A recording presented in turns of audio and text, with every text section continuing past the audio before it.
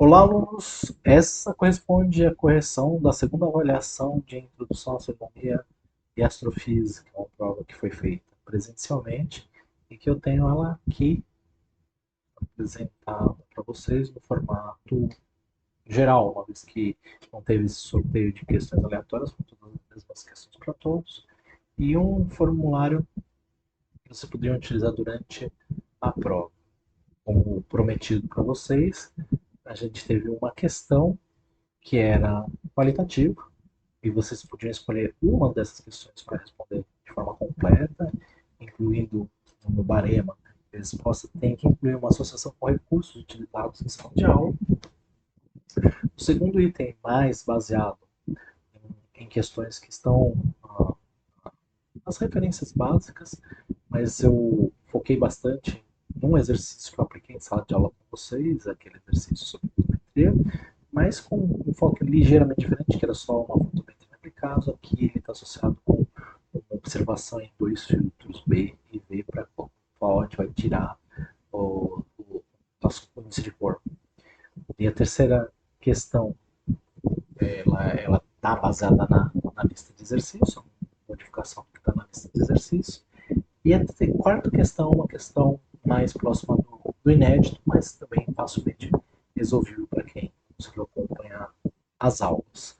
Todos os itens têm aqui os correspondentes na avaliação do barema. Então, eu tentei dividir as questões em valores de acordo com o peso, a dificuldade de se resolver, se ela apresenta mais ou menos itens.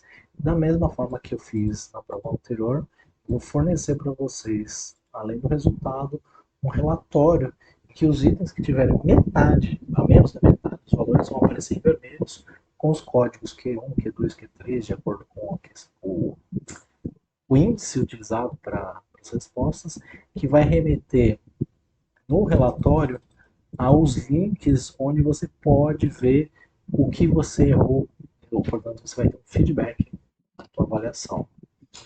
Vou alternar aqui entre a prova e a lousa digital para que eu possa responder.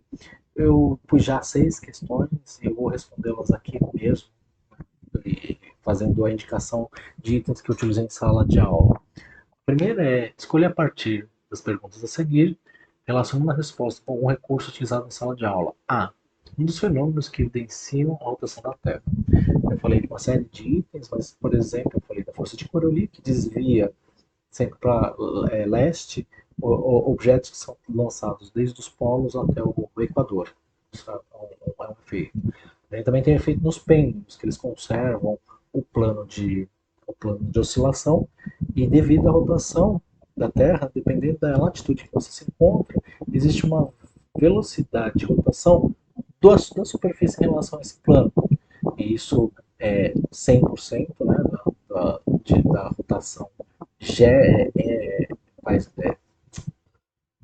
faz com que o plano dê uma volta completa em 24 horas, né, o plano de oscilação do pêndulo, tá, porque a Terra embaixo está girando, mas no Equador isso é zero, isso tem uma dependência com o seno de φ, e ele é a prova da rotação da Terra.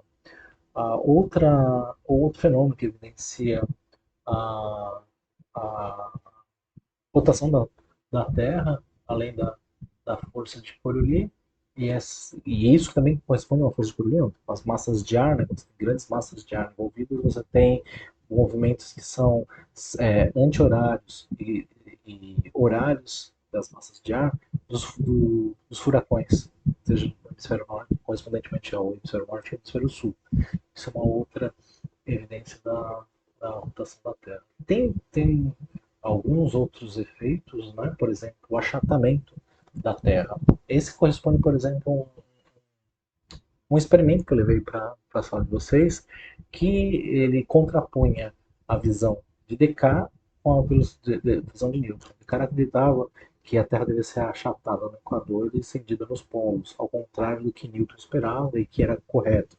Eu trouxe um dispositivo que era feito de tiras metálicas com um eixo móvel nessas tiras, de forma que quando usava uma manivela para girar, esses eixos se contraíam e distendiam a esfera no equador e contraíam no polo. A gente discutiu e ela foi observada como um achatamento nos polos, por observações que foram exploradas na região da Lapônia, o quanto correspondia o desvio no grau do céu de arco na superfície da Terra. E daí se percebeu que um arco na superfície da Terra, próximo dos polos, era mais comprido do que um arco de 1 grau de deslocamento no céu, correspondente no Equador. Isso também é uma evidência da rotação da Terra. São diversos exemplos, eu tinha até mostrado uma videoanimação para mostrar isso. Então, para o item B, a relação da luminosidade, fluxo e magnitude, acho que essa foi a mais escolhida por você, porque ela, além de ser uma relação importante, ela foi apresentada por meio de vídeos. Eu mostrei um vídeo que mostra o fluxo constante de uma fonte, que podia ser de qualquer coisa, inclusive de luz, em superfícies gaussianas. Eu mostrei que se a gente imagina que aquilo é a potência emitida pelo corpo, é a luminosidade dele, essa luminosidade é medida em energia por unidade de tempo, ou watts, e quando essa energia se distribui espacialmente, ela tem uma diluição geométrica, e essas superfícies, que eu chamei de superfície gaussiana, tendo a assimetria esférica, faz com que a densidade superficial dessa energia se distribua em áreas cada vez maiores, quanto maiores for a superfície esférica. Então ela decai com o quadro da distância, e chamei isso de fluxo. O fluxo era a luminosidade por unidade de área e tempo. Aí eu tinha apresentado que Ptolomeu tinha feito medidas no céu e comparando magnitudes de estrelas desde das primeiras que aparecem no momento do pôr do sol, do crepúsculo, até as últimas que ele consegue enxergar depois de um tempo em que o sol já se pôs. E isso corresponde a 6 magnitudes, uma escala de 1, 2, 3, 4, 5, 6 em escala natural. E posteriormente foi feita uma relação de verificação que as magnitudes, a diferença de 5 magnitudes correspondia a uma razão de fluxos, energia por unidade de área e tempo, de 100. Assim se percebe que você tem uma relação logarítmica dessas expressões. Eu demonstrei isso com uma videoanimação via PowerPoint na sala de aula, e o uso do Excel, que eu mostrei o que corresponde aos valores em fluxo e os valores de magnitudes. Mostrei que a diferença de 5 magnitudes correspondia a 100 em fluxo, e mostrei que você tinha uma relação inversamente proporcional, mudando o eixo do gráfico para a escala logarítmica. E aí eu tirei a equação da reta e mostrei a clássica equação de magnitude menos magnitude zero é menos 2,5 log da razão dos fluxos. É isso que eu vejo como correspondência entre a aula e a explicação dos conceitos. C. A relatividade do conceito de cor é a objetividade de tal definição em astronomia. Tá salva, deve ser tal aqui. Deixa eu dar para tal. Então, definição em astronomia. O fato da nossa retina ter células que captam as cores, chamadas cones, de forma especializada. Algumas são especializadas no tom vermelho, outras no azul e no verde. E aí, quando a gente compõe as cores dos nossos olhos, a cor depende da proporção de células que a gente tem para cada uma desses cones. E o fato é que pessoas diferentes nascem com um número de cones diferentes. Isso vai fazer com que algumas sejam mais sensíveis para uma tonalidade vermelha, outras para uma tonalidade azul, outras para uma tonalidade verde. De forma que, no detalhe, quando a gente pega cores com tons relativamente próximos, como próximo do verde, do azul, você pode confundir culturalmente o nome da cor à tonalidade estimulada na tua retina. Isso representa a relatividade do conceito de cor. No entanto, ela pode ser objetivamente definida, e assim é na astronomia, quando a gente usa o conceito de magnitude e define o índice de cor. A gente utiliza filtros para fazer as observações. Eu fiz recentemente um experimento com vocês utilizando filtros reais da astronomia, mas quando eu dei isso numa aula remota, eu usei um celofane que tinha cores distintas, amarelo, verde, azul, e sobrepus com o celular, a câmera do celular, a imagem de estrelas em diferentes cores, e o que seria observado pela transmitância, né, pela transmissão pelo celofane da luz no celular. Mostrei que alguns tons morriam, especialmente quando a gente considerava o espectro de cores, desde o violeta até o vermelho, chama o arco-íris, ou o espectro eletromagnético, e mostrei que o telefone em algumas cores permitia passar só algumas tonalidades. E ela destacava, então deixava a máxima intensidade na cor correspondente ao filtro. Essa é a demonstração e é aí a definição da objetividade da cor em astronomia. A relação feita entre movimento browniano e lei divina, item D. Eu brinquei com vocês e até mostrei para isso um applet. Na verdade, para vocês, no caso, foi um applet, que é o applet do Nebraska Lincoln, que ele permite verificar o movimento de partículas no recipiente. Então, ele amplia o número de partículas e eu posso inserir partículas que são tanto mesoscópicas como microscópicas. Eu inseri uma série de partículas microscópicas e depois inseri uma única partícula mesoscópica e mostrei quais eram as observações de Brown. E mostrei também os dados reais dele em uma animação de PowerPoint. Mas no Applet eu mostrei o movimento aleatório que ela gerava, um movimento randômico, conhecido como o andar de um bêbado. E como ele estava confinado, ele ia e voltava em certas direções. Daí eu expliquei que no Sol, ou nas estrelas, você tem um aquecimento tão grande que os materiais que são eletricamente neutros são dissociados em elementos com carga, ou seja, cargas elétricas positivas, cargas dos núcleos com as cargas elétricas negativas dos elétrons. Estando o material ionizado, o gás compõe um novo estado da matéria chamado plasma.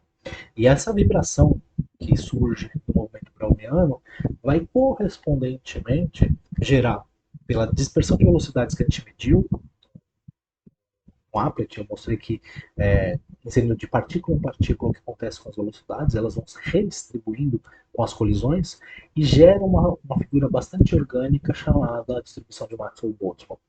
A relação dessa com a curva de corpo negro foi primeiramente aventada por Wien. E aí ele sugeriu que o formato da curva parecida deve gerar um formato equivalentemente parecido para a curva de corpo negro, porque as oscilações que são dadas pelas mudanças de velocidades das partículas correspondem a uma variação do campo elétrico gerado por essas cargas. E um campo elétrico variante pelas leis de Maxwell gera um campo magnético, ou seja, uma onda eletromagnética, e que a gente entende como luz. E sendo que há partículas com maior frequência, ou seja, maior número de partículas com uma certa intensidade de oscilação dada ao pico da curva de corpo negro, e outras que diminuem desde das velocidades menores a grandes velocidades, você teria uma mesma curva, ou uma curva equivalente, para a distribuição de corpo negro. E essa curva é o que a gente definiu como corpo negro. Mostrei os itens e a relação com o movimento browniano na lei divina. E são TF. Então, e a construção gradativa do conceito de corpo negro contextualizado com a astronomia. Essa história que eu já falei da lei divina já permitiu um pedaço da construção do conceito de corpo negro. O lance é que isso é uma das perspectivas, essa perspectiva que eu falei da lei divina, uma perspectiva da física estatística baseada no movimento das cargas, gerando correspondentemente um campo eletromagnético com a mesma distribuição. Então, importa essa resposta para essa parte da pergunta. Mas Dinos também usando outra perspectiva da mecânica clássica, mas falando do confinamento harmônico de ondas eletromagnéticas num corpo negro, que seria um corpo que absorveria todas a energia incidente sobre ele, mas essa energia só ficaria armazenada porque você teria dentro das dimensões de confinamento do corpo negro ondas que ficariam harmônicas, dependendo da distância da reflexão que você teria internamente. Então elas gerariam ondas harmônicas e por isso conservaria a energia delas, uma vez que no microscópio você teria atrito, então você não teria efeito viscoso, e aí só aquelas ondas que conseguissem fugir por um orifício do corpo negro, elas corresponderiam à harmonização de todos esses harmônicos que estariam dentro do corpo negro. Então você conseguiria emitir a máxima energia num pico específico, numa certa energia. O problema é quando eles derivam a expressão correspondente a esses harmônicos e escrevem o fluxo esperado das partículas, você tem uma curva com crescimento em potência, de forma que quando você tem frequências elevadas, você tem uma explosão no ultravioleta em relação à curva de corpo negro.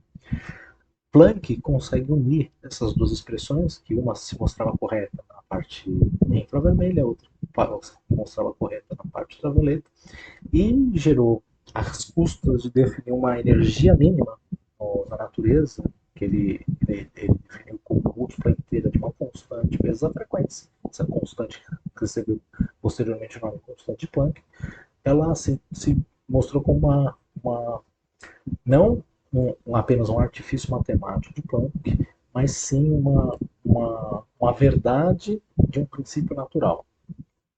E aí você tem a construção do corpo negro. E aí o que a gente vê é que todos os corpos que estão com algum equilíbrio termodinâmico em temperatura, podem emitir como corpo negro. E aí isso é verdade para objetos de uma forma aproximada das estrelas, ou mesmo os planetas. Mas cada um vai ter um pico de emissão, de acordo com a lei de Wien, de acordo com a sua própria temperatura. Então, planetas vão ter pico de emissão infravermelho, estrelas podem ter emissão desde o infravermelho, no óptico, até o ultravioleta, e objetos mais energéticos não ter correspondência com o que a gente chama de objetos que têm emissão não térmica. Isso aí fica para um outro momento.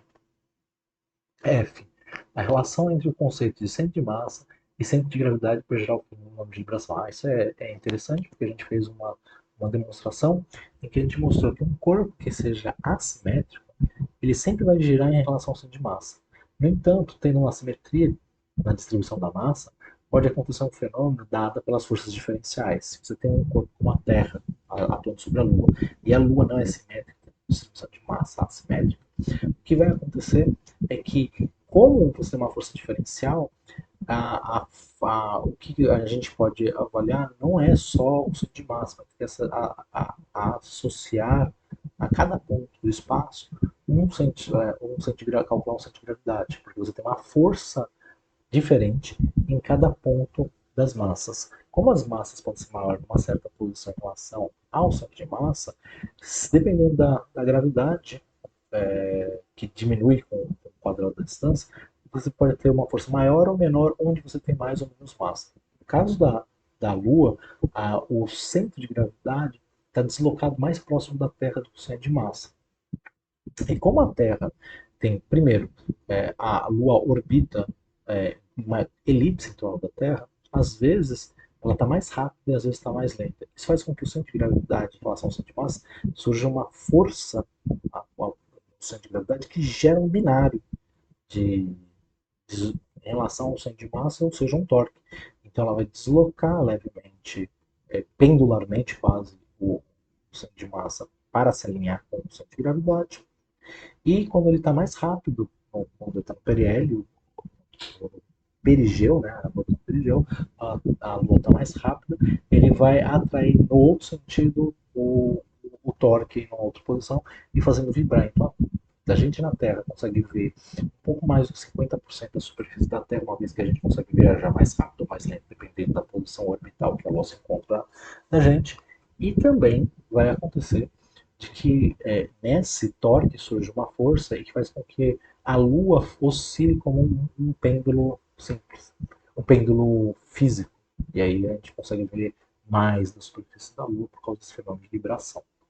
Essas são as explicações que serão possíveis disso. E essa demonstração em particular eu não fiz com nenhum experimento. Eu trouxe um PowerPoint e eu fiz uma animação passo a passo para mostrar a diferença de centro de massa e centro de gravidade. Comparei os dois, em que posições elas ocorreriam para uma Lua assimétrica com distribuição de massa diferente, diferentes posições em relação à Terra, e mostrei como surge o binário do torque para fazer as oscilações de vibração. A associação do conceito do corpo negro também foi feita com duas coisas. Fiz um vídeo sobre o Sol, né, distribuído lá para vocês pelo Classroom, mas também fiz uma vídeo animação mostrando como o conceito de jeans e de VIN são combinados por Planck numa distribuição de corpo negro mais completa. Agora vamos para dois. Fora também que para a demonstração da lei de VIN eu fiz a relação com a distribuição de Maxwell-Boltzmann utilizando o applet do Nebraska Lincoln sobre gases. 2. A figura NEP, que é essa aqui, figura 1, apresenta duas observações fotométricas de uma mesma estrela observada no filtro B, esquerda, e no filtro B, direita. São essas aqui. Para determinar as magnitudes desse objeto, nos dois filtros foi observado a estrela Vega e o fluxo instrumental também tem, nos dois filtros foi de 1300 CDU. Eu estou lendo já o fluxo somado para Vega. Então, nenhuma dessas aqui é Vega. Todas essas é a estrela para a qual eu quero medir a magnitude e a cor, sendo que seu índice de cor é zero. Essa parte é importante porque em A eu preciso responder esse item, né? Utilizando o conceito de corpo negro, eu explico que Vega tem essa cor. Bom, provavelmente eu não preciso nem escrever, mas vamos lá. O fato é que a gente sabe que a magnitude de Vega é igual a zero, que índice de cor esse aqui não ser mas com C maiúsculo. Índice de cor é a magnitude de B menos V. Uma vez que a magnitude do filtro V é zero, isso aqui também tem que ser zero para dar um índice de cor igual a zero. Então a gente sabe a magnitude do índice de cor das duas. Ela é zero, por isso que ela dá o mesmo fluxo. E a razão disso, deixa eu ver se ela pergunta sobre o corpo negro, utilizando o conceito de corpo negro. A gente sabe que um corpo negro, deixa eu colocar uma reta para representar os eixos, eixo Y, o fluxo, o eixo X dos comprimentos de onda, tirar o Ctrl R, desenhar a curva aqui. O corpo negro cresce em potência, decresce exponencialmente. O que vai acontecer, se isso aqui é lambda, isso aqui é o fluxo, brilho, e coloca um filtro B e V, tanto B quanto V, vou colocar blue, né? B é blue, então deixa eu colocar a cor azul, ele vai integrar uma certa faixa aqui em B, enquanto o V é o verde, deixa eu colocar o verde aqui, vai pegar uma faixa próxima e que a gente vai ver que as magnitudes correspondentes a cada uma delas é parecido. Isso vai fazer, quando a gente combina tons como o azul, o verde e o vermelho, como a mesma magnitude. Por isso que vai ter a cor combinada como branca. Estou aqui atrapalhando o.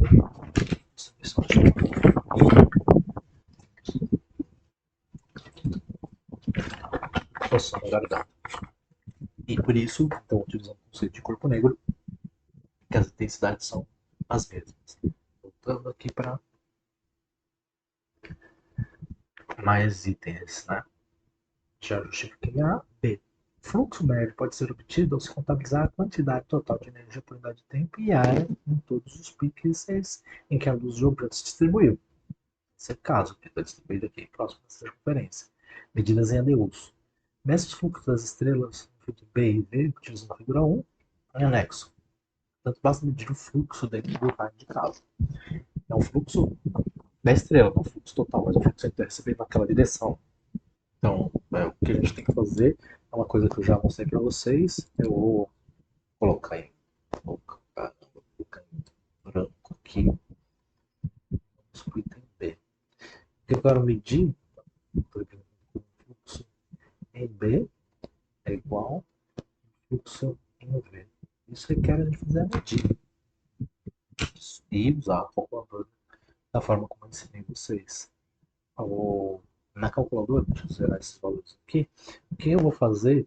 Vou somar todos os valores que estão dentro da circunferência e nenhum deles que está fora. Vou fazer uma proporção, uma medida. Qualquer fotometria que seja aperfeiçoada vai permitir que eu faça isso. Só para não atrapalhar a minha cabeça, para cima, para que a gente possa ver tudo. Vou somar só aqueles números que não estão sendo interrompidos pela circunferência. Zerei aqui, vou começar de baixo para a direita. Então, de baixo à esquerda para a direita. Vou subindo da esquerda para a direita. Vou fazer essa soma. Para mim começa com 6,6, mais 9,4, mais 7,3, mais 6,1, mais 13,6, mais 19,4, mais 16,1, mais 7,6, mais 7,2, mais 15,5, mais 22,4, mais 18,9, mais 9, mais 4,8, mais 10,1, mais 14,5, mais 12,3, mais 6,6, mais 4,4, mais 5,5, mais 4,8. Certo. Eu vou anotar aqui, eu deu 222,1 ADUs. 222,1 ADUs. Agora vou fazer a mesma coisa para o filtro V. Calculadora. Zerar esse resultado que foi obtido anterior e a mesma lógica. Vou dizer, do canto inferior esquerdo para o direito, só pegando os valores que estão da circunferência por inteiro. Aí fica 7,6, mais 10,8, mais 8,4, mais 7, mais 15,6, mais 22,3, mais 18,5, mais 8,7, mais 8,3, mais 17,8, mais 25,8, mais 21,7, mais 10,4, mais 5,5, mais 11,6, mais 16,7, mais 14,1, mais 7,6, mais 5,1, mais 6,3, 5,5.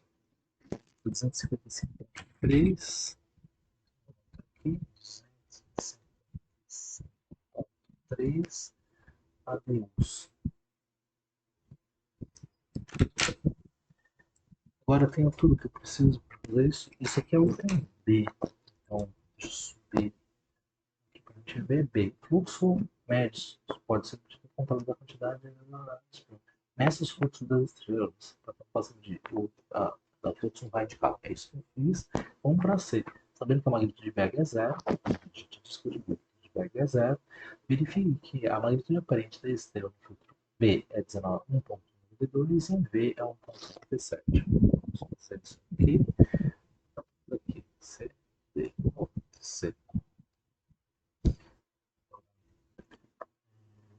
Vega é zero. A gente tem tudo precisa porque ela tem 1.300 ADUs. Então, eu escrevo a fórmula geral, M R0 é igual a menos 2,5 log de F sobre. Agora, o que a gente vai usar é que esta magnitude de V vai ser zero. Independente do filtro, este valor aqui também é fixo de 13.000. Não, de 300. 300 ADUs. Agora fica simples, né? Porque daí eu posso falar filtro cada um deles, né? Filtro V, B, B. É zero aqui, né? Então, isso é igual a menos 2,5 log razão do fluxo.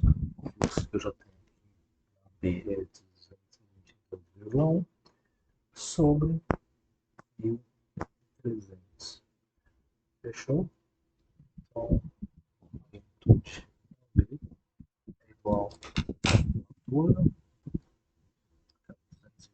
222,1 300 igual a isso aqui. Tiro o log vai ficar negativo, mais vezes 2,5 é final negativo, e 1,92 como a gente esperava, 1,92. duas magnitudes. Agora, no filtro V, vai 2 menos 2,5 log, fluxo que é 253 dividido por 300. Agora, filtro V, então é só agora ESC 255.3 dividido por 1.300, tira o logaritmo e multiplica por 2,5 negativo. Que é 7,78. Isso, 77. 77. Aí vem o item D. Cumpridos. Mostramos que é isso. Determine o tipo da estrela em questão e mostra que a temperatura superficial da estrela é aproximadamente 8.600. Diz que será mais ou menos quente e mais ou menos azul. Uma estrela girante de cor 0,100. Não é bem longo, mas muitas bem fáceis, porque se vocês olharem, se vocês não conseguirem calcular isso, bastava você usar os valores que são dados. Então, não existe impedimento do D de você não ter feito o C. Você pelo menos sabe o valor e você irá aplicar no item D. A gente parte do conceito que índice de cor é igual a magnitude do filtro B menos magnitude do filtro B, que a gente vai escrever B menos V. Essa redação é importante porque vocês tinham uma fórmula que vai permitir calcular a temperatura por isso. Então, B menos V, que é o índice de cor, a mesma coisa que 1,92 menos 1,77.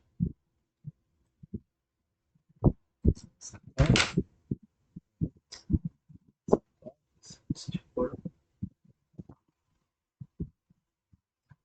que 2,77 deu 0,15. Bastaria essa informação. O que a gente vai fazer mais? O que eu vou mostrar é que você tem uma relação entre o índice de cor e a temperatura que é dada aqui, chamada forma de Ballesteros, que é 4.600 vezes essa fração mais essa outra fração, depende de B menos V. Foi feita uma relação entre essas duas grandezas.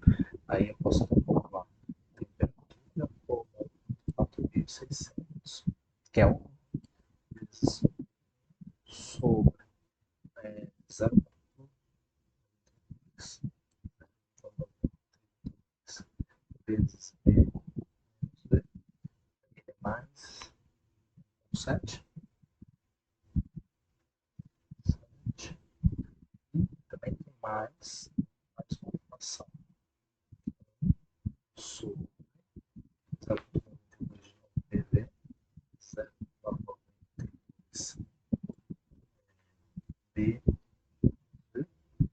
mais cada 62 mais 62. Fechou isso aí. Vou colocar os tópicos que eu tenho. Tipo, 4.600 Kelvin, 1 sobre 0,92. Tenho B menos B, que é 0,15, mais 7. Aqui eu tenho mais, coloco a fração, escrever 0,92, 0,15, mais 0,72. Assim, vou escrever a temperatura. Vou pegar alguma conta aqui em cima, porque vai atrapalhar aí embaixo. Lá peguei. Fazer primeiro essas frações dentro, então vou usar dividido por parênteses, 0,92 vezes 0,15 mais 1,7 parênteses. Aí eu tenho esta fração, eu tenho mais 1 dividido de novo parênteses, 0,92 vezes 0,15 mais, não, mais,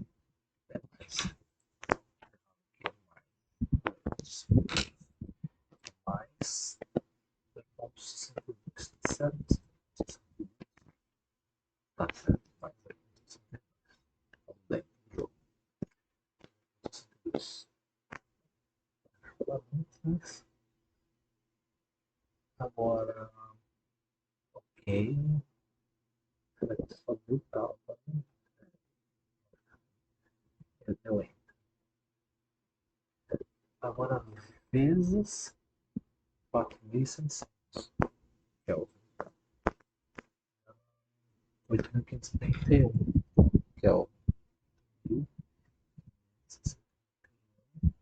que é o. Tinha que verificar se o valor dava acima. 8.600. Isso é aproximadamente 8.600.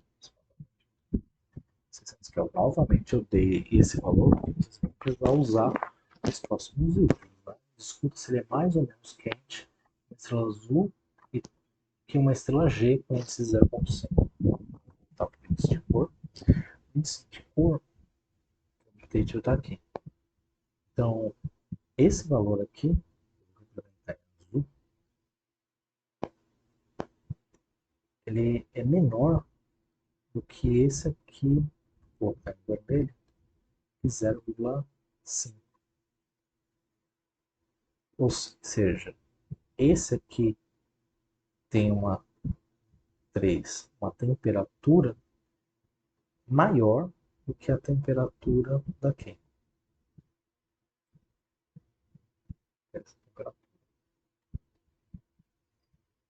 E o índice de cor menor significa que ele é mais azul. Então, mais azul.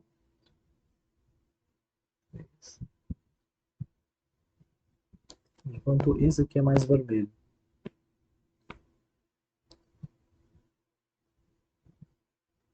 É isso que já está explicado. Quem é mais quente e quem é mais azul. Índice de cor. Agora, item extra. Acho que cabe aqui. Quando informações anteriores, calcule o fluxo total da estrela, o da massa, informações bote a curva do corpo negro para o projeto. Fazer que caiba aqui. Tá bom. CD, vamos rodar a curva e extra. Então, a primeira, fluxo total da estrela é dado por sigma t na quarta. E a gente pode usar o sigma, ou o que eu dei para vocês, que vocês caso de calculado, ou o valor que vocês calcularam.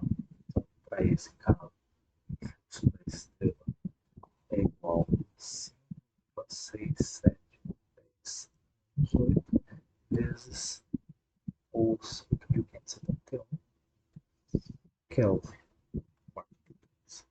que é igual, vai sentar S para zerão e 8.571 Y para potência, coloca 4, multiplica vezes 5,667x8 negativo. Isso deu 10, 3,1 vezes 1 vezes 10 a oitava. Watts por metro quadrado. Ou joules por segundo por metro quadrado. Nossa, não estou perfeito. Aí, a segunda parte do mesmo item fala determinamento da máxima com as informações resultantes. Lembrando sempre que o formulário está aqui embaixo. O formulário está acima, mas não. Tem a expressão da lei de Wien. Lei de Wien eu coloquei até simplificado para tá, metros, que é o Tribunal Internacional. Isso você tem que lambda máxima vezes a temperatura é 2,898.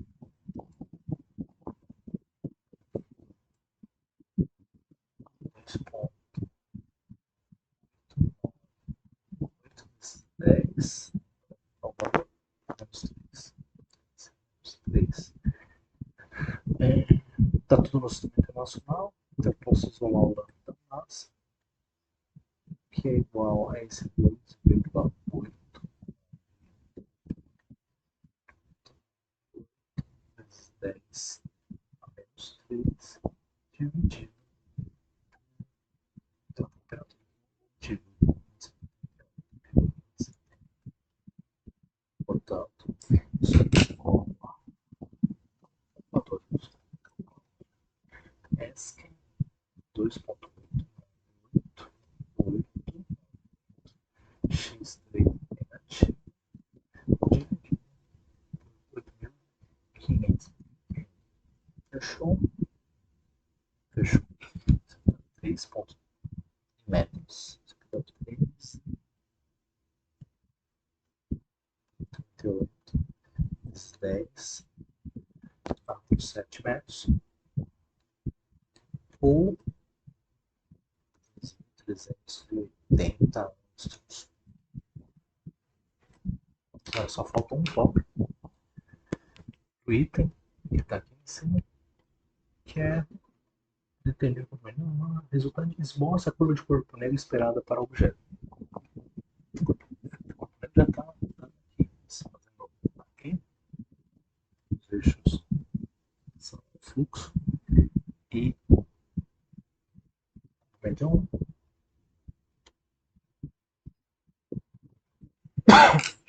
Tamanho de água.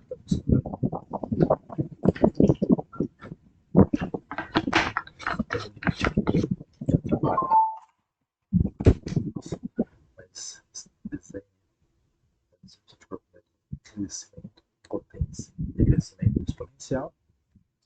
Esse aqui seria o lambda da massa.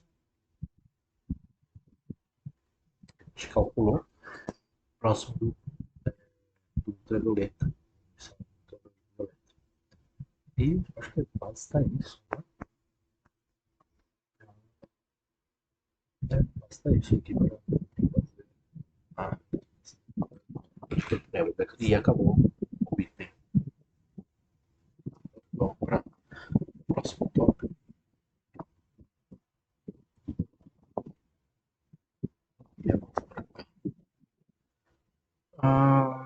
Questão 3. O sistema estelar binário de 31,2 anos foi observado e ter paralaxe determinado sendo um objeto de 0,08 de arco com separação angular das estrelas de 9,7 vezes 10 a 6 radianos. Essa gera confusão, porque as pessoas não confundem a abertura angular com paralaxe. Vou colocar do direito, arrastar os olhos aqui, já você consegue fazer elipse, eu já tenho algumas referências.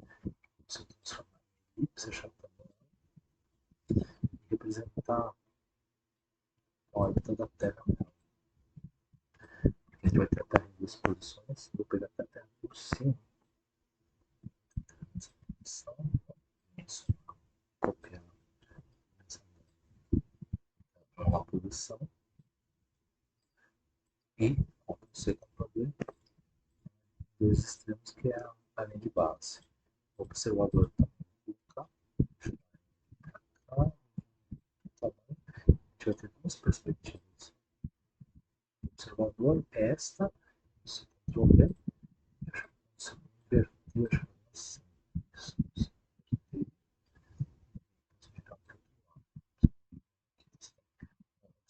O mesmo observador vendo um objeto que vai ser a estrela, aqui,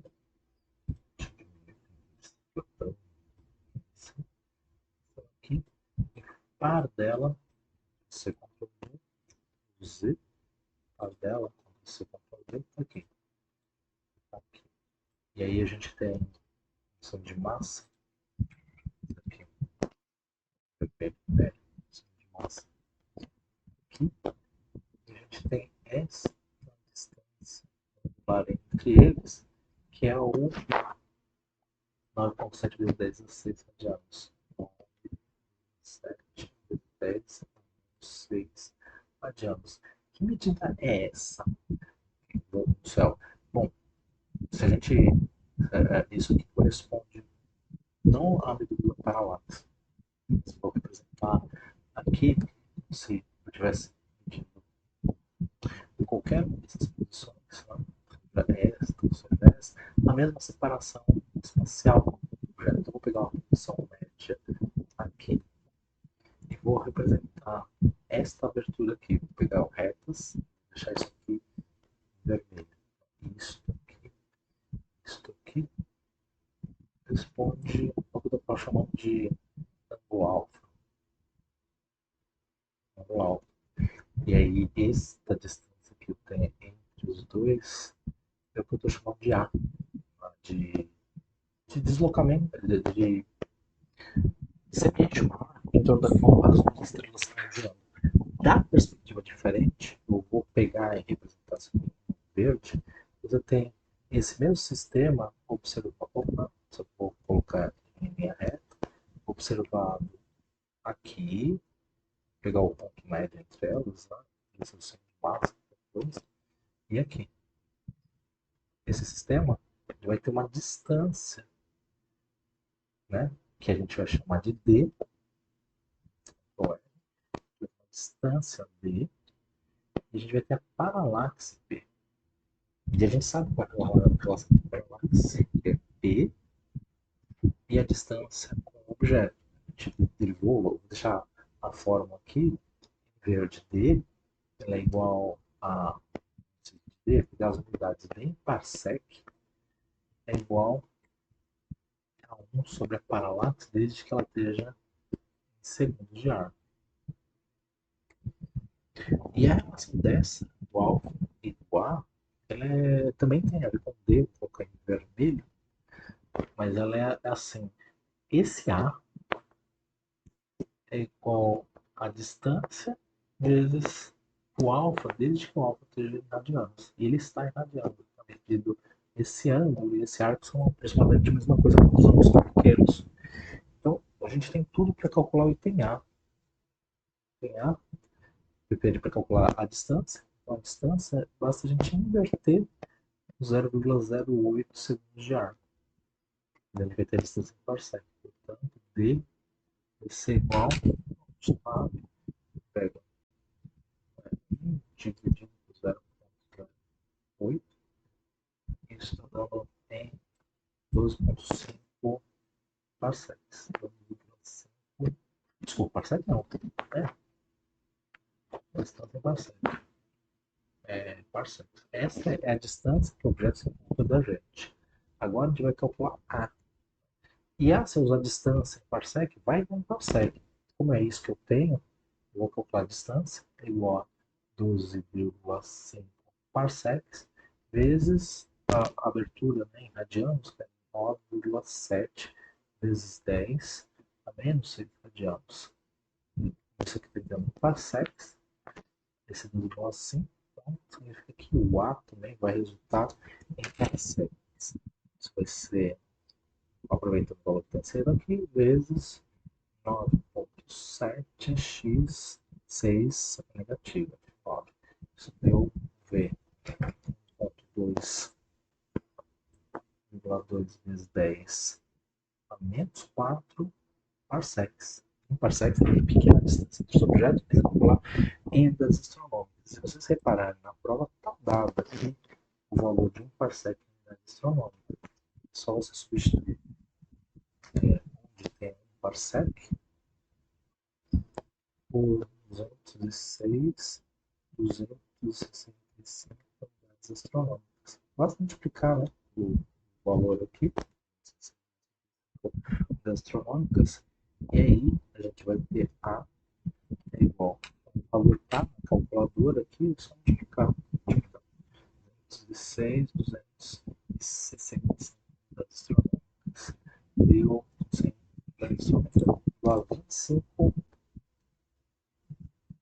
unidades astronômicas. Agora vai facilitar tudo, né? Porque se a gente pega o B, já fez o A assumimos períodos em anos, distâncias orbitais médias em unidades astronômicas e as massas em massa solar, G seria 4 quadrado. Nesse caso, a gente escreve como que é a terceira lei de Kepler. Tudo bem? Vamos lá. B, a gente sabe que a terceira lei de Kepler generalizada por Newton é t quadrado igual a 4π² sobre g m1 mais m2 vezes a ao cubo. Então, se a gente tem isso aqui em unidade, em anos, e a gente tem isso dado com 31,2 anos, a gente tem isso aqui em unidades astronômicas, a gente tem, a gente pode calcular isso em unidade astronômica, considerando que isso aqui é dado em massas solares, a gente pode calcular G, G vai ser 4π². Então, se isso aqui for 4π², fenômeno interessante que vai cortar com esse valor aqui. E a gente pode isolar a expressão da soma das massas como M1, M1 mais M2, simplesmente razão entre A ao cubo e T quadrado. Como a gente tem os dois, a gente pode calcular a soma das massas. A gente demonstrou, né? Então, mostrando como é. Sabendo que não, desse carro é escrito no canto do web. E se mostra que a soma das massas é de 6 massas solares. Isso que eu vou fazer. B, então tem que ser. Deixa eu somar aqui. Deixa eu mostrar até a soma das massas. É isso. Então, vai ser 2 é igual a ao cubo, que é isso que eu consigo calcular. 25 ao cubo. Quanto que t ao quadrado é 31,2 anos. 2 ao quadrado. A soma da massa vai ser igual a S que vai dar. Então, isso. Calculadora. S que 25 elevado a y ao cubo dividido por 31,2 q de quadrado igual. Tá lá, perfeito. Quero que a gente crie 16. Isso aqui tem que ter massas solares, 16 massas solares. E por fim, a gente tem o último item. Sim, a partir do conceito de centro de massa, determine a massa de cada estrela. Bom, vou fazer isso e pegar essa figura aqui. Deixa eu ver se eu consigo pegar o mouse. Sim.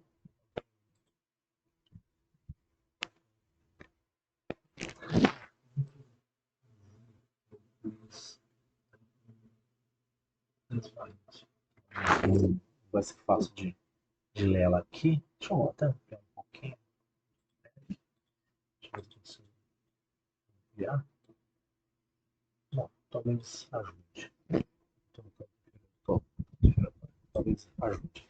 A gente falou que isso aqui, 2, é o seu eixo maior, coisa que a gente tem. Mas, em relação ao centro de massa, a gente pode ver que a estrela M1 gira muito mais próximo do centro de massa do que a estrela M2. Como está dado para o lado, a gente sabe que a relação é inversamente proporcional. A gente sabe que ele vai entender.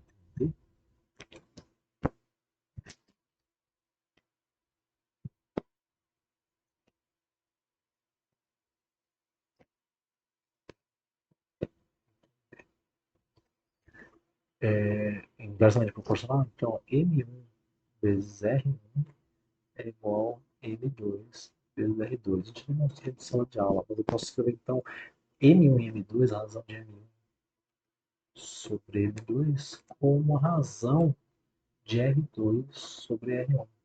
E não importa a unidade, porque é uma razão entre dois números que não têm a mesma dimensão, o que significa que eu posso contar aqui quadradinhos, eu tenho quantos quadradinhos da doce de massa em R1? Eu tenho 1, 2, 3, 4, 5 quadradinhos. Isso aqui vai assumir 5. Então, R2 vai assumir quantos? 1,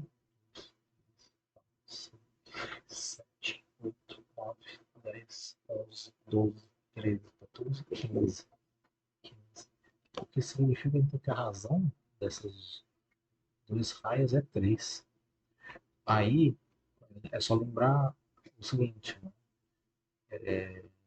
que isso aqui é um sistema caso a gente tenha a soma. Mas M2 é igual a 16. Então, o que eu posso fazer? Isolo essa expressão, por exemplo, M1 é igual a 3M2. Coloco este M1 dentro desta equação aqui. Isso vai implicar,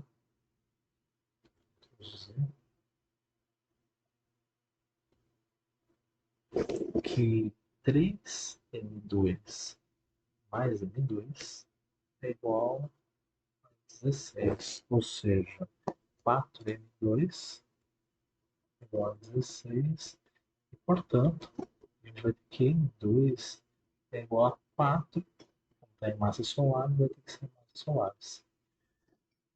Joia, porque a gente pode pegar agora, nesse caso, esse M2 e colocar aqui nessa expressão. E aí a gente fica como?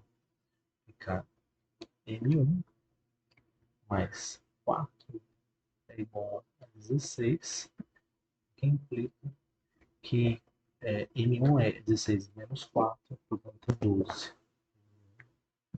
Igual a 12 solares. E a gente tem a associação da 3 para a razão das e a soma 12 mais 4 dá 16, como esperado. Então, os dois estão calculados apropriadamente. Eu falo quanto é, não. Não sei se a nossa estrela terminou. Item 3. Item 3, então, 2, a gente tem toda essa distribuição de tópicos. Noção, item 3, calculação, falar, calculação de tudo, obedecendo o seguinte que é cálculo sobre massa, a gente faz a estação correta, terminar a massa de cada estrela. Exatamente isso que precisava. Agora a gente pode fazer o item 4. Pegar uma lousa verde aqui, uma solar. Vamos ver quais são as perguntas. 4. Sabendo que pelos efeitos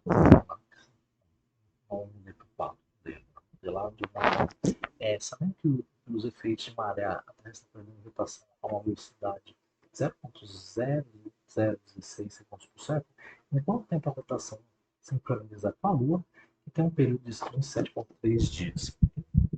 Para modelar isso aí, vamos ver 4. Vamos imaginar um gráfico que tem os períodos. Então, vou colocar reta, vou colocar os eixos. Aqui.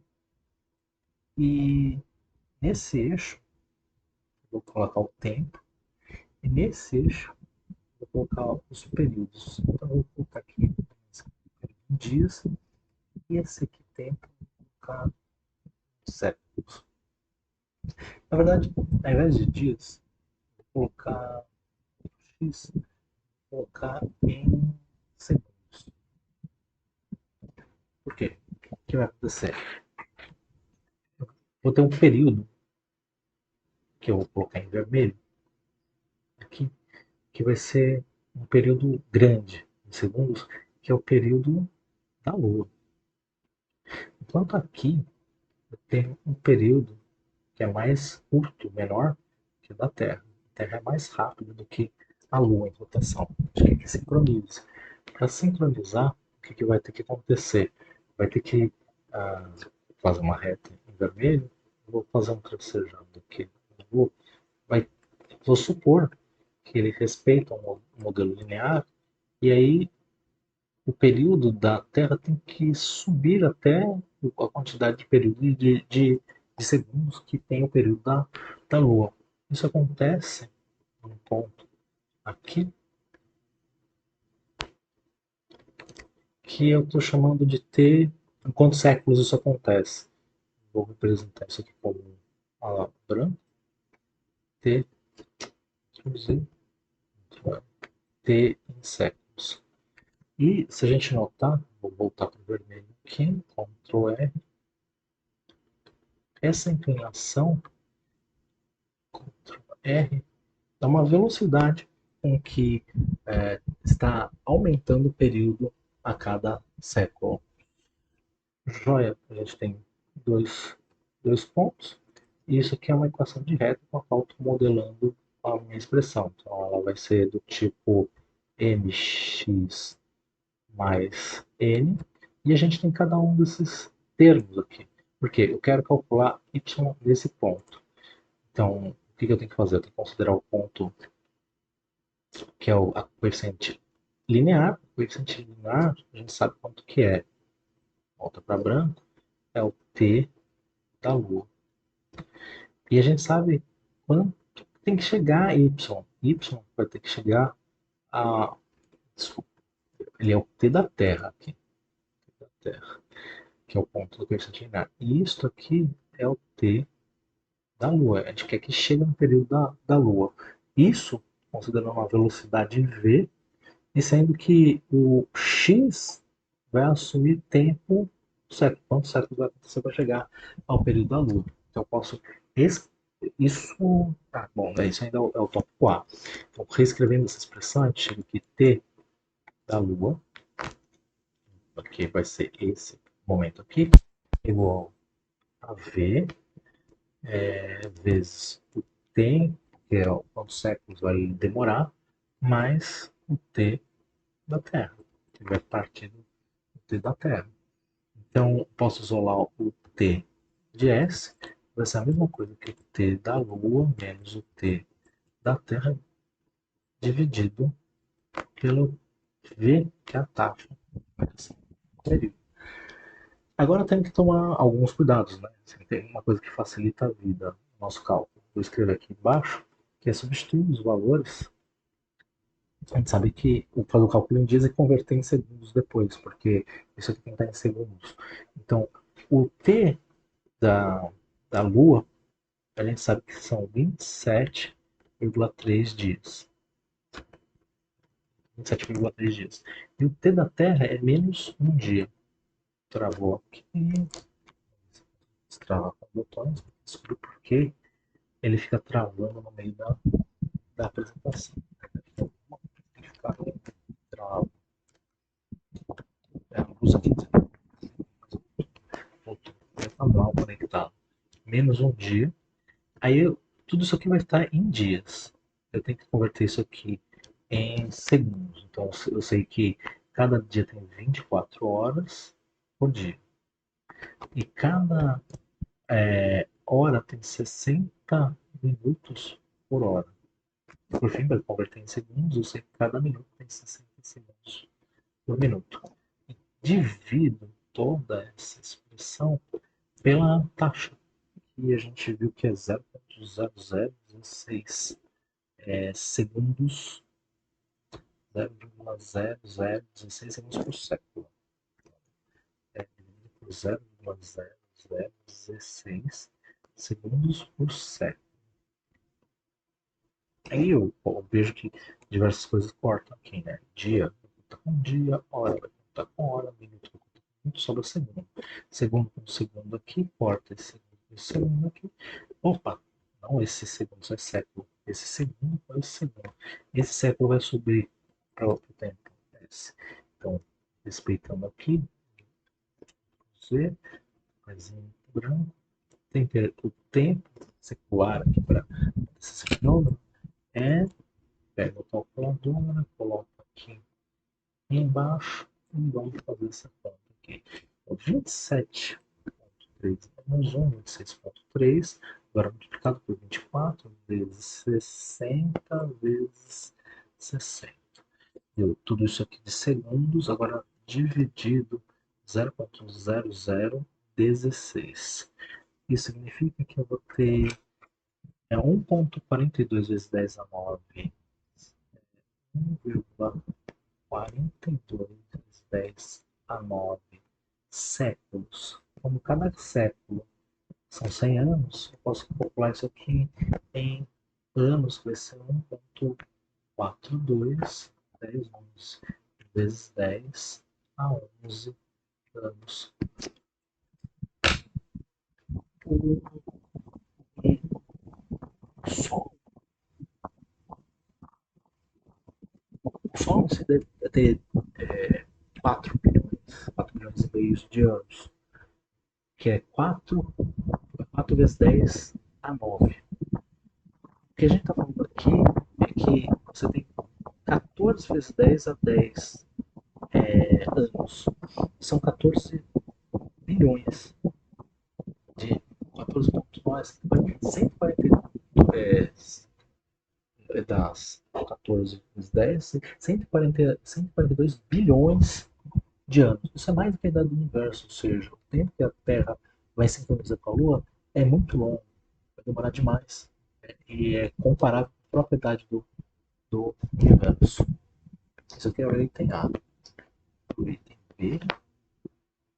Esboço o desenho mostrando com vetores como a força gravitacional da Lua sobre a Terra gera vetores de força diferencial e como isso cria luz mares por dia. Tá bom, vamos passar para o desenho. Vou aproveitar a Terra. Ela aqui, dimensional, só pegar um vértice dimensional. Se bem que acho que é melhor pegar X mais uma luz e fazer um botão aqui. Então, item E, B.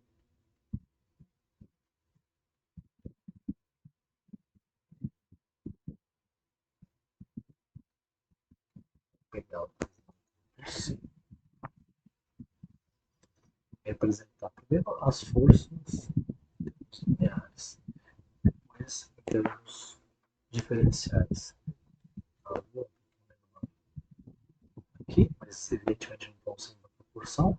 Isso aqui é só para mostrar o que vai acontecer com as forças. Vou representar cores que acontece próximo e distante. Vou pegar o tom vermelho e falar que aqui próximo você vai ter um vetor força maior por causa da está mais próximo da Lua, mas enquanto que aqui em verde a gente tem uma força central um pouquinho menor afastado da Lua, uma vez que a força gravitacional cai por causa da distância. E por fim, o nível dele, uma força diferente, uma luz gravitacional, aqui menor ainda, vou chamar de força distante.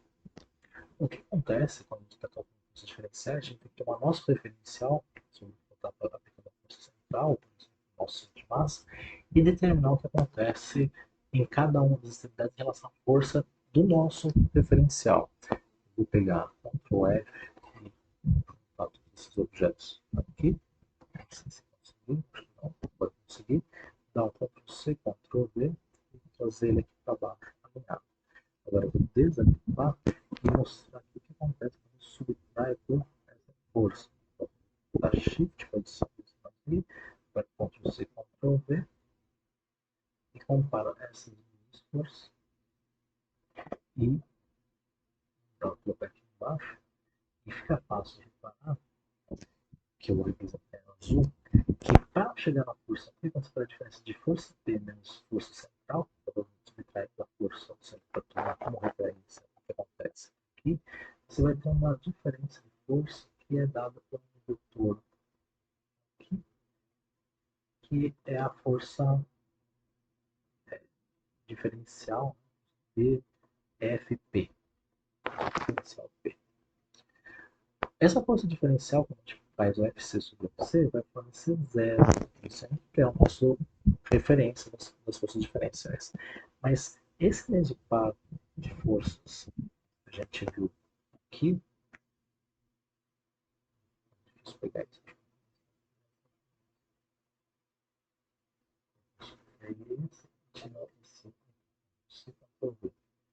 Eu comparo com isso aqui, vou fazer a diferença desse por isso aqui.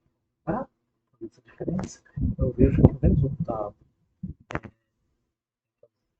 é um vetor para dar essa diferença negativa para cá. Delta F distante. Se eu desloco esse delta F distante para cá,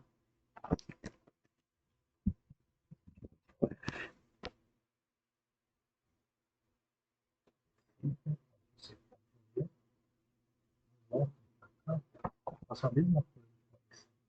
para falar qual é a força diferencial em cada uma das extremidades, a gente vê que ela é 0,5, mas ela é positiva para a direita aqui, né, na força próxima, e negativa para a esquerda na força distante.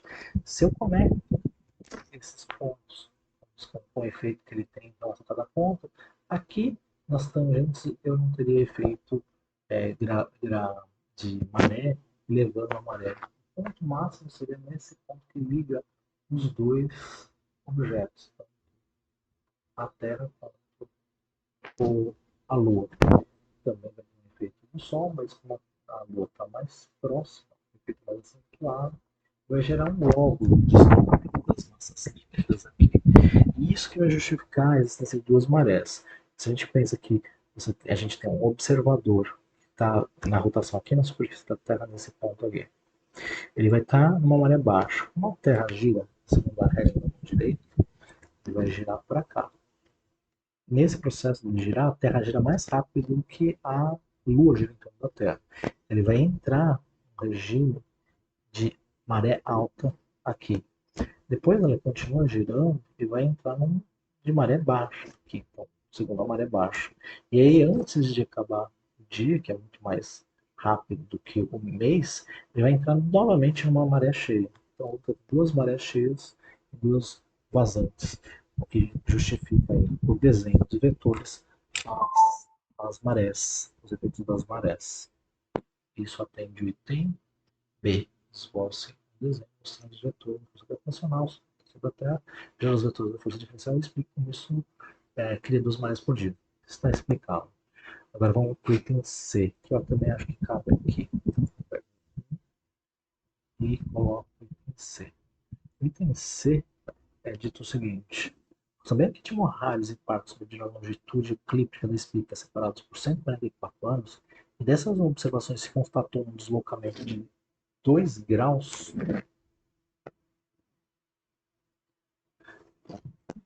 estime quanto tempo seria necessário para que esta estrela, a constelação em que ela está, e a constelação que ela está, dar uma volta inteira na estrela celeste. Isso é fácil, né? Porque uma vez que, se 2 graus ela deslocou em 144 anos, a pergunta é quanto tempo vai levar para ela deslocar 360 graus. Uma regra de 3 sempre nos permite isolar esse tempo, e aí a gente vai ter 360 graus dividido por 2 graus vezes 144 anos. Grau e grau vão morrer, e o tempo final que a gente vai ter é calculadora ESP 360 por 2 vezes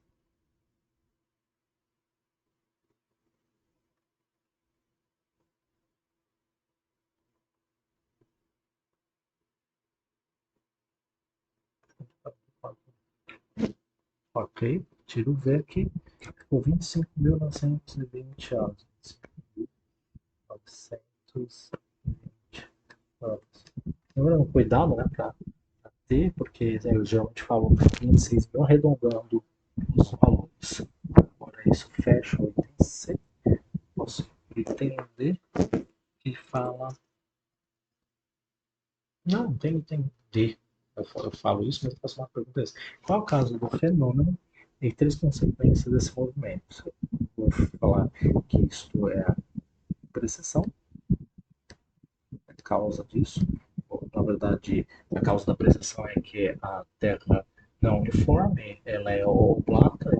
Esse oblata faz com que você tenha uma força centrífuga, uma força gravitacional, gerando um torque binário. E com essa assimetria nesse binário vai fazer com que isso tenha um torque além da rotação. E aí você vai mudando o eixo de rotação de direção. E aí as consequências são justamente essa. Os polos celestes equatoriais mudam com o tempo. Isso faz com que as estrelas que estão nos polos mudam. Elas vão mudar com o tempo, segundo a consequência. Aí, arrastando o eixo fundamental do sistema equatorial, você também muda o equador celeste. E basicamente, o que vai acontecer, você muda as coordenadas equatoriais das estrelas. Essa é uma terceira consequência. Dá para tirar diversas efeitos e consequências a partir do efeito de precessão. Mas pelo menos aqui a gente já tem estado 3 e vendo aqui na prova a gente concluiu a solução. Fechando aqui. Agradeço a todos que puderam ver. Se vocês reconhecerem algum problema, avisem. Mas é com isso, ou seja, citando esses tópicos dentro do Barema, aqui, dentro do Barema, eu vou colocar as notas e vocês já sabem, né? Ou seja, vai ter o formulário aqui do resultado, do relatório. Todo item que for abaixo da metade, a nota que for tirada abaixo da metade do item, isso aqui vai aparecer em vermelho. Com esse código aqui, 2, 3, que ponto 4, 1, seja o que for, vocês veem onde estão em vermelho. No vídeo correspondente, eu ligar esse vídeo aqui, vai ter um link, vocês vão ver onde está o seu erro. Se está em vermelho, vocês vão ter o feedback de modo de corrigir olhando para o vídeo. Obrigado, até mais. A gente se encontra na aula.